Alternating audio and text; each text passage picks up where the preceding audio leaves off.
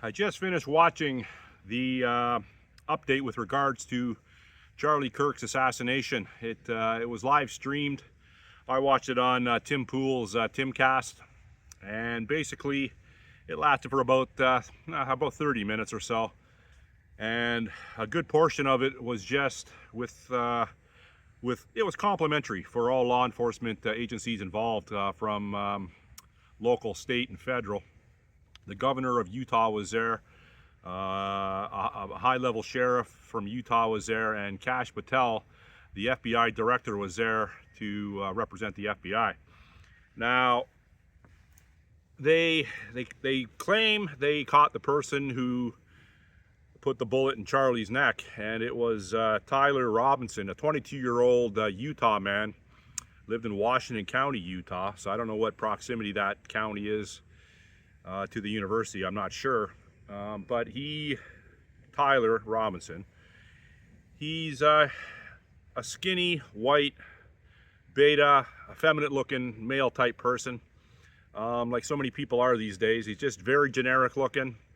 Now, people are associating this guy with someone that had a confrontation or a conversation with Charlie Kirk at a previous campus speaking engagement. And they're saying, and I'm not saying the governor or anyone in the FBI is saying this, but people on the internet are saying this, that it was one of the guys that brought a bullhorn up to the microphone at one of his speaking events, and was, very rude, militant, like most of the people are that gain access to the microphone with Charlie Kirk. I'm not saying they all are, but this guy was. So I pulled up the video, and they do look similar, but I can't be conclusive in saying this person actually had direct contact with Charlie in the past. But having said that, they appear to have the murder weapon. It's a hunting rifle type gun. They didn't say what caliber it was on the press conference, but people are saying it was a 30-06. It's a bolt action. It has a black synthetic or polymer stock. Looks like a run-of-the-mill type hunting gun with a scope on it. It's a scoped gun. I don't know how good the optics are. I'm not a professional. I can't just look at a scope and tell you it's a good scope. But if indeed this guy was the killer, and I have my doubts, but I'm going to leave that out of this video. If indeed this guy was the killer, it's not an overly difficult shot. I think it was I thought previously it was a professional hit. Now, I'm 50-50 on that. Like I said, the shot wasn't overly difficult. It just some things aren't adding up. The gun was found in a wooded area. Some of the video isn't adding up, but I'm going to leave that out of this video. I'm going to let the dust settle, and in the days and weeks to come, we'll see where that goes. If they can keep Tyler Robinson alive, that would be good. He's wearing a bulletproof vest, so any Jack Ruby type do-gooders with a revolver, that might prevent Tyler getting killed, so we can actually get some more information on this guy. So they said in the press conference, the governor said that the bullets, the cartridges, were inscribed with Antifa slogans, anti-fascist slogans, and one reference to the trans or furry community. That's what they said. So is this guy part of the LGBT community? Is he a trans man? Is he part of the furry community? I don't know. Is it possible? It's very possible. He just looks like I said, very generic looking, everyday type beta male. So I don't know. He doesn't look like the type that could take a sniper's perch and put a bullet in someone, but it doesn't take too much ability to pull a trigger, right? We all know that. One way or another, I hope this is the killer. I hope that they indeed did catch the killer, and they're not using this as a patsy fall guy. I hope that that's the case, and they can give some closure to his wife Erica and his 2 kids. And I don't know what's going to transpire in the days and weeks to come with regards to quelling this, because there's a lot of people online, like countless people online, thousands of people online, rejoicing in the fact that Charlie's dead and the way he died. making reference to they hoped it was Trump instead of Charlie Kirk.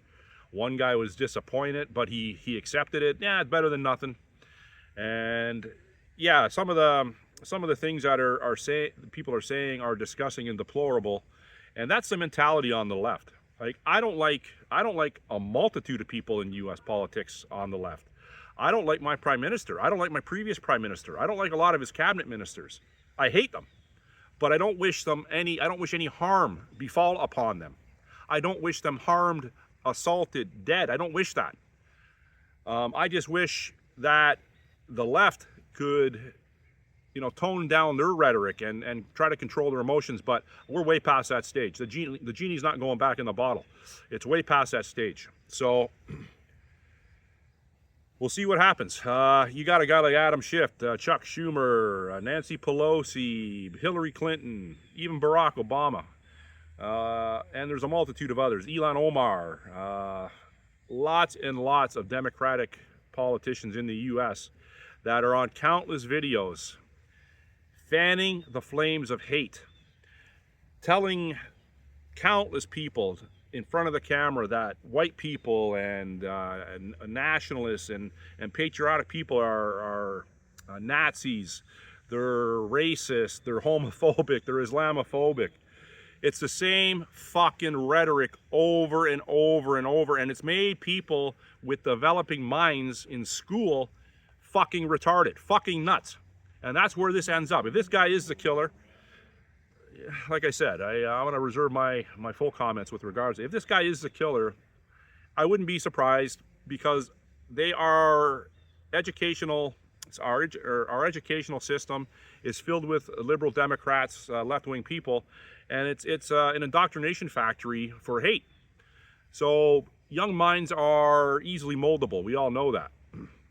A lot of professors, a lot of educators right now are being outed with regards to their incendiary and very insensitive comments they made about Charlie's death.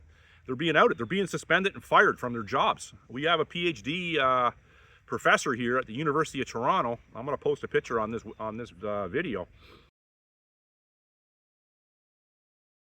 And I'm going to let you read what she said. I can't say it, but I'll let you read it. And she's suspended. Hopefully she's terminated. You know what? Like you're put into a position of prominence, a position that educates people, and you just blurt out, horrific things because you can't control your emotions. This is ridiculous. It's on the left. But now what I'm seeing is people on the right in the U.S. that are very upset about this and very angry. And I touched on it with my video yesterday that there is going to be some repercussions. There is going to be some retribution. There is. Because people love Charlie. They loved his message. They loved the way he presented his message. He was a very intelligent, articulate person. And he got his message across, I'm thinking, in a non-hostile way, a non-violent way. He was a Christian man, very religious person, to my understanding.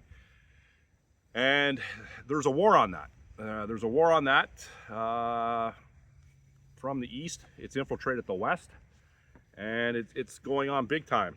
So this case, like I said in my video yesterday, should be the precipice to